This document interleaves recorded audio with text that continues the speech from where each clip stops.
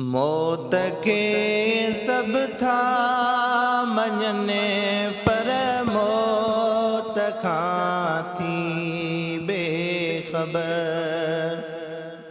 मौत के सब था मञने पर मौत खां थी बेखबर।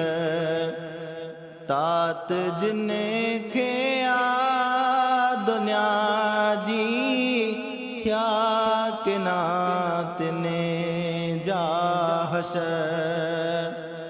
तात जिन खे दुनिया जी थिया किनात ने जा हशर। कई हयाती आता बस कीमती खालिक खुदा। पर असा तंहिंजो कदर ई कोन कयो बिल्कुल अदा। हथ हणूं था पाण हाणे कीअं वया गुज़री पहर।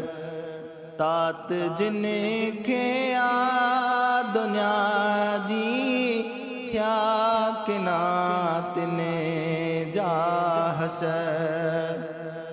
मौत के सब था मञने पर मौत खां थी बेखबर।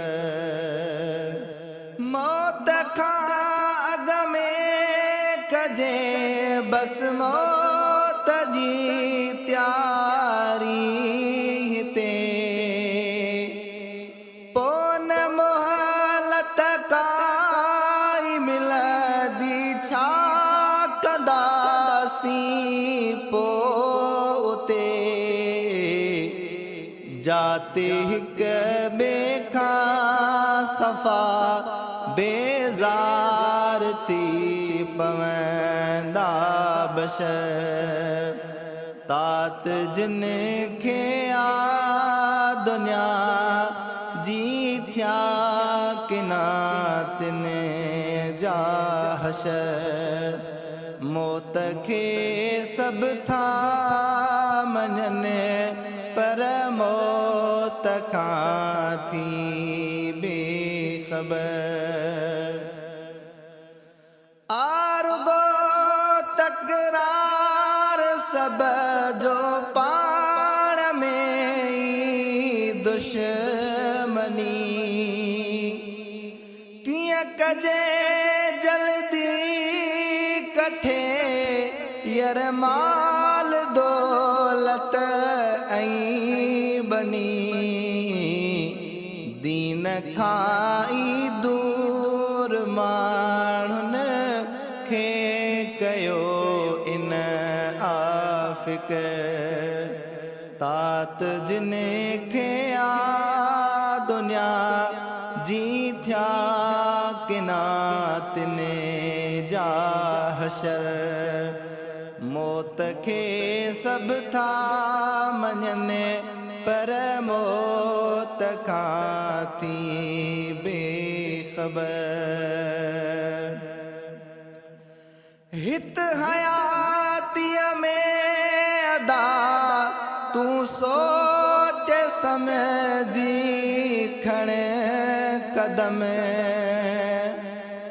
ओचितो बस मौत ई दई ही सफ़र थी दई ख़त्म। पोइ क़बर ऐं पिणे हशर जा थी ॾुखिया ॾाढा सफ़र। पोइ क़बर ऐं पिणे हशर जा थी ॾुखिया ॾाढा सफ़र। तात जिन खे दुनिया जी थिया किनात ने जा हशर। मौत के सब था मञने पर मौत खां थी बेख़बर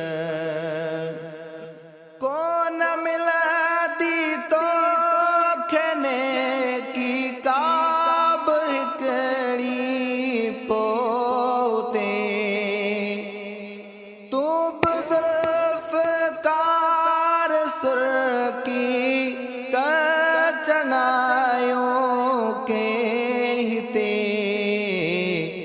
जिन जे सदके तुंहिंजे जेकर थी वञे रोशन क़बर जिन जे सदके तुंहिंजी जेकर थी वञे रोशन क़बर तात जिन खे आ दुनिया जी थिया किनातिन जा हशर मौत खे सभु था मञनि पर मौत खां थी बेख़बर।